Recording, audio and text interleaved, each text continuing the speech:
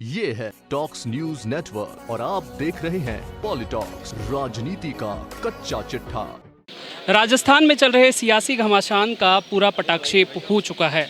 इसी पर आज हमारे साथ बात करने के लिए मौजूद हैं मुकेश भाकर जी। मुकेश भाकर जी, जो ये पूरा मुद्दा चला, ये किस चीज़ की लड़ाई थी आपकी? देखिए, पिछले 1.5 साल में जिस तरीके से सरकार का काम था और एक ग्रुप यहाँ बन रखा था, लोगों को शंका की नज़र से देखा जा रहा था पहले दिन से। जिन लोगों ने इस पार्टी को यहाँ तक सरकार में लेकर आए, उन लोगों की कुछ ग्रीवेंस थी कि कैसे हम लोग इसको और ठीक कर सकते हैं और भविष्य पार्टी का कैसे ठीक हो। कुछ चुनिंदा लोग इस सरकार को चला रहे थे, उसको लेकर हमारी नाराज़गी थी। और जिन लोगों ने यहाँ 5 साल काम करा, उस कांग्रेस को दरकिनार किया गया था। उन चीज़ों को लेकर बहुत सी चीज़ें 1.5 साल में पनपी। पायलट साहब ने प्रयास भी किए उन चीज़ों को कि ठीक से रख पाए, लेकिन जब चीज़ें गले तक आ गई, सारी चीज़ें नहीं बन पाई, एसओजी के मुकदमे दर्ज हो गए, देशद्रोह की चीज़ें हो गई, तो उसको लेकर पार्टी के सामने अपना पक्ष रखने की बात थी। लेकिन अगले ही दिन से मेंबरशिप खोने का डर, कोर्ट में मुकदमा उलझा, तरह तरह की चीज़ें हुई। उसको लेकर पार्टी हाईकमान से पायलट साहब की हम लोगों की लगातार बातचीत हो रही थी। तो कुछ डिसीजन पर वो चीज़ें कल पहुंची, बैठ के बातचीत करी। पार्टी ने पायलट साहब से अलग से बात करी, हम लोगों की ग्रीवेंस सुनी।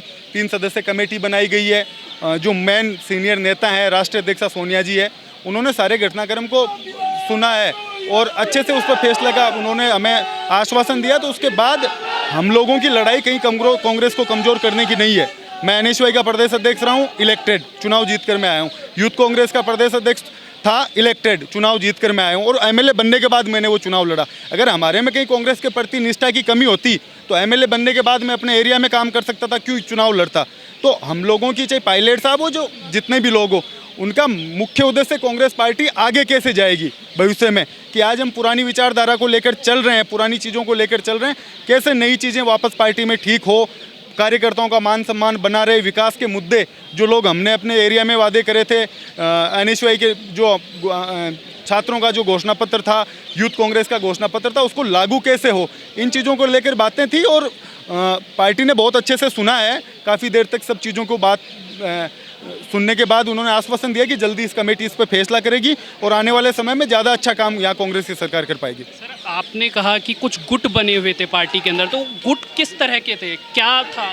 एक कुछ चीज़ें बदली पिछले 5 साल में। जो नेतृत्व था, उसको कमज़ोर करने का प्रयास हुआ। कुछ चुनिंदा लोग वो इस सरकार को चलाने का प्रयास कर रहे थे। हम लोगों को जो एक शंका की दृष्टि से देखा जा रहा था कि ये लोग उस ग्रुप के, ये उस ग्रुप के, तो उन चीज़ों को लेकर मुख्य तौर पर हमारी बातें थी, जो हमने मीडिया के सामने रखी है, हाईकमान के सामने भी रखी है। उन चीज़ों पर जल्दी फैसला होगा। सर, तो ये थे हमारे साथ मुकेश भाकर जी। कैमरामैन सत्तार खान के साथ पॉलिटॉक्स। ये है टॉक्स न्यूज नेटवर्क और आप देख रहे हैं पॉलिटॉक्स, राजनीति का कच्चा चिट्ठा।